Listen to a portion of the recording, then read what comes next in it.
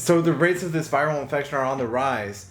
Layoffs and stocks and everything else just seems to be on the rise right now.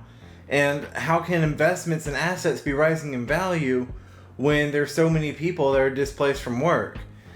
America has seen the highest unemployment rates since the Great Depression, and yet the government is printing a seemingly limitless amount of money, just pumping money into everything that it can. This year, rent strikes have become a thing, and the CARES package is providing all this extra money to people that are disproportionately unemployed.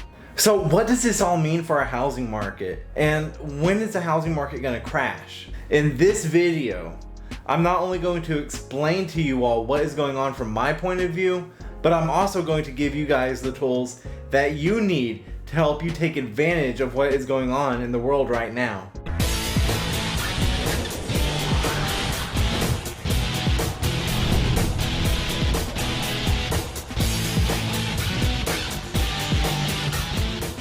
Hey guys, what's going on? I hope you are all staying safe out there. My name is Steven. I'm here with my channel Paycheck to Paycheck, where my goal here is to help you stop living paycheck to paycheck. I want to help you all think differently about your money and your time so that you can create for yourself the financial future that you deserve. By the end of this video, I'm going to provide you with a macro perspective on what is going on in our economy so that you can understand what is going on with our housing market. So real quick, just let me pull out my crystal ball. But first, if you have not already, go ahead and tap that like button so that YouTube will show this message and this video to more people. That way, this message can reach as many people as possible. While you're at it, just be sure to hit that subscribe button as well. Not only is it free, but you won't miss out on my future content that I have coming up. Your time is very important to me. So thank you all so much for sticking around and watching my videos. So with that out of the way, let's just go ahead and dive into what is going on in the economy. That way you can make the best informed decisions going forward. So because of our general unpreparedness and high amounts of debt on both the consumer and the business side, the unemployment rate has reached all-time highs this year, as well as businesses were forced to shut down, people were laid off from work, and as a result, people being laid off from work, they were unable to pay their bills. And because in large, we tend to be so bad at following the proper precautions that have been issued by government agencies, anybody in a particular position of authority. I think this whole virus situation is far from over, with early 2021 being the estimate that we currently have on a vaccine. So here are my thoughts about what we can expect to happen. So what is going on with the housing market? Is everything gonna just crash? What happens if it crashes? So let's just go ahead and explore this from a few different points of view. That way we can try to understand as best we can what is going on in the world. So I'm briefly going to be laying out a few different perspectives as not only a healthcare provider, but also as someone that works in real estate and property management, and just an economic perspective as well. So from a healthcare standpoint, for those of you that don't know, I spent the vast majority of my professional working career in nursing. Because of this, I have a strong background in healthcare. And as we speak, my girlfriend is still currently a licensed practitioner. And we can both say, and this has been scientifically proven, that this is not how you wear a mask. Or this, or this. Your nose and your mouth are both connected and run to the same place. The nasopharyngeal airway looks just like this. The virus as we know it is spread by droplet. This means that when you cough, when you sneeze, when you laugh, when you talk, anything like that, even if you don't want to wear a mask, put it on and protect the people that you are passing by on a daily basis. These people may be older, they may have compromised immune systems. Really, you don't know what the other person that you just passed has, so be cognizant of the people around you. I don't care if you feel like you don't want to wear a mask, or if you feel like it's not as deadly as we think it is. Stop being so selfish and think about the people around you. If you don't like that, then just don't watch my videos. You're not gonna hurt my feelings, so bye. The point is, this is just ridiculous. This is the COVID map that was provided by Hopkins.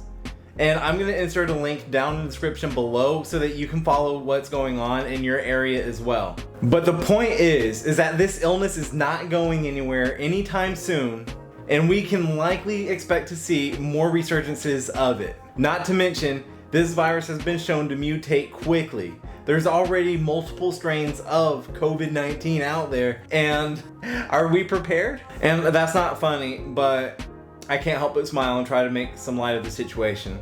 But moving on from that, from a landlord and a property management point of view, for those of you that don't know, I left my career in healthcare because I found that I love something else just as much as being able to care for people that are suffering from various illnesses, and that isn't nearly as hard on my body as nursing was, and that's property management.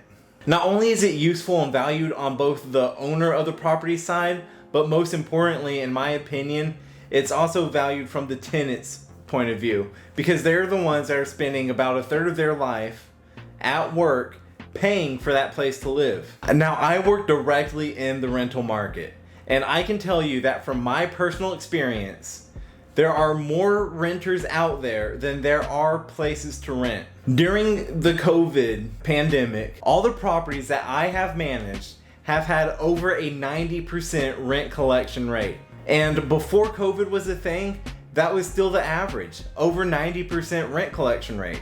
Even with unemployment rates being so high and the unemployment benefits that are being paid out so much. Plus, we are in such a digitized economy now, and we are going more and more towards being a digitized economy as each day passes. I really do not foresee a major drop in the housing market, at least not in the rental market. Because of this new digitized economy that we are going into, I really do not see a major change coming to the rental market. I don't foresee there being a major drop in rent collection rates. I don't see it. And even if there is one, I highly doubt that is going to be any higher than a 75% rent collection rate, which that's not good, but it's still better than only collecting half your rent. But not to mention that all the professionals that are out there have been able to work from home during this pandemic, and not only are businesses realizing that this is cheaper for the business, but it's also cheaper for the employee. So I believe that this is likely going to be a trend that we are going to be continuing to see happen after COVID. I think COVID was just kind of the catalyst that set all this telework into play. So even if the housing market were to crash, there would still be people that are out there renting.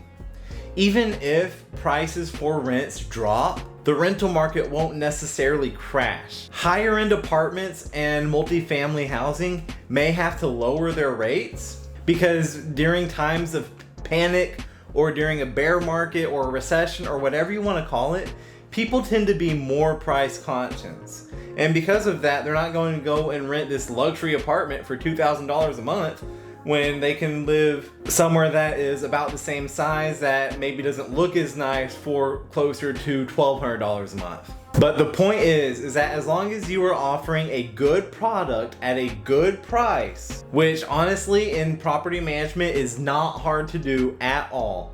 There are tons of property managers out there that are just terrible at managing property. They care more about the bonuses that they can make and how much their owners can make rather than the people that are actually paying their rent. So as long as you are offering a good product at a good price, you will always find people to rent your property in any market. So now let's look at this from a financial standpoint. With mortgage forbearance being on the rise and fear of constant job loss out there, people are much more likely to cash in on their equity and just take the money and run. This over time is going to help decrease the total price of housing in general. Now, it's not going to be an overnight change, but it is going to be a trend that we can likely see continue to happen, especially as these 180-day and 360-day mortgage forbearances come to an end. And we're going to be touching on that here in a minute. But basically what this is doing, whenever people are cashing out on their equity and taking the money and running while they have it, and they may not have necessarily a job, this is going to be increasing the supply of housing, which is going to decrease the total prices. Certain companies out there, such as Redfin, have been tracking where people are searching for new homes at and where they're conducting these searches from. Now, I know you don't like people tracking all of your information, but this is 2020, and unfortunately our privacy just is not where it was 10 years ago or 20 years ago. Because everything that we do is tracked, what we can do is we can take this data and we can use this data to help us figure out what is going on as a whole. But basically, what these studies have shown is that people are looking for housing that is more affordable in places such as suburbs or small towns, where housing prices are just cheaper than they are in a bigger city. And because of this, if cities aren't able to get their housing prices down, people are likely going to be flooding out of these urban areas into places that are more rural, because people are going to be out there searching for cheaper options that they have available, which is likely going to end up deflating prices overall in cities. And home values are likely going to be appreciating or inflating in other areas such as suburbs. As of June of this year, when I last checked, the federal government allowed people to put their mortgage into forbearance for up to 180 days, which basically means if you can't pay your mortgage, no problem, your note's not really due, it's just in forbearance and you can pay it whenever you can get around to it. Basically, that's not exactly, but it's basic and it's good enough for the purposes of this video. Not to mention, they've allowed an additional 180 days for certain hardships that are associated with this virus. Not all of these mortgages that are out there are owner occupied. In fact, a lot of them are rentals. And overall, on average, in the month of June of this year, approximately 30% of Americans missed their housing payment. Statistically, renters were more likely to miss their rent payment than homeowners were to miss their mortgage payment. However, the average has been 30% for the month of June. Here's the thing, rents and mortgages are still due. The banks are always going to want their payments, and even though there is a temporary pause on eviction proceedings from not being able to pay rent, and there's a temporary forbearance on all these mortgage collections, eventually this crisis too is going to pass. So my question to you is, where do you think we are all going to be whenever this is all said and done? Let me know your thoughts in the comments down below. But finally, let's look at this from a property ownership and investment standpoint. Because let's face it, they are not making any more land. And we've all been told that owning a home is the best investment you can make. Then we're all gonna just tie this together to discuss what I think is going to happen in the real estate market and when I think we can expect to see this crash coming. So this image was taken from one of my textbooks back whenever I was in real estate school. And if you look at the average price of a house compared to the Consumer Price Index, or CPI, you'll notice that housing does not necessarily appreciate any faster than our rate of inflation does for other goods and services. In fact, real estate prices tend to appreciate rapidly or inflate rapidly and then come down and have a price correction and then inflate rapidly again after that. But over the long term, like gold, is typically going to track the overall rate of inflation. So this means that from an appreciation standpoint alone, owning property is about the same as owning gold. But here's the difference. Gold will never pay you rent. Houses will pay you rent as long as you have someone living in there that is going to be able to pay you rent for that property. So because gold isn't generating you any extra money, you're not increasing your income, but you still have a store of value in that commodity. Whereas with real estate, not only do you have a source of value in the property, but that property is also able to generate you some extra money. And with property, you can always sell it just like you can gold if you ever choose to do so. So then let's just kind of tie all this in together, because I know it's kind of been a lot, but that way I can tell you guys what I personally think is going to be happening in the real estate market, and when I think we can expect to see this price correction actually come around. So let me pull out my crystal ball once again real quick. With continually rising rates of the virus, and mixed in with people's general lack of understanding about disease transmission and lack of enforcement on a lot of these policies that were put into place to help protect people as much as possible to try to control the spread, coupled with the government just printing money like there's no tomorrow, just trying to keep businesses afloat and artificially inflating prices everywhere. In the stock market in general, the government is just printing money like crazy, trying to keep businesses afloat, even though not all these businesses are actually generating a profit, and a lot of these businesses have laid off their employees. Not to mention, there are so many people out there that have been making a killing from unemployment compared to their normal wages, and these benefits have been extended, which means we're just going to be printing more money for this. Everything, in my opinion, right now is artificially inflated. And I think that we can expect to see another decrease in stocks as well as in the housing market over the next 12 to 24 months. Sure, this is a wide range of time, but if you couldn't tell, my crystal ball is really cloudy. But as more businesses close and people continue to take on more and more debt, trying to support their lifestyle that they had before COVID was a thing, and as mortgage forbearance protections come to an end, along with eviction protections coming to an end, I think things are going to continue to inflate, but overall, we can also ultimately expect to see a general price correction in the next 12 to 24 months, like I said. I don't think that anything is necessarily going to crash and all hope is lost and the sky is falling, But I do think that it is more important now than ever to not only be in control of your finances, but to also do everything in your power to stop living paycheck to paycheck. Because in the past, and in my experience, it has been these people that have struggled the most in any market, whether it's a bull market or a bear market, whether times are good or we're in a recession. Really, it's the people that are living paycheck to paycheck that are affected by this the most. So if a crash does happen, I want you to prepare yourself financially and mentally. Always keep looking for deals on any investment, regardless of the market conditions, and know the fundamentals of a proper investment analysis. You need to know what you're buying before you buy it. Even if housing prices do undergo a general correction, this won't necessarily affect the rates for rent or the total rent that is actually being collected. Historically, people tend to sell out of any investment as soon as they start to see it come down in value. That way they can cut their losses while they're ahead, take their money, and then buy back in whenever the market crashes even further. But in reality, this is always the wrong answer because nobody can predict the market. Nobody.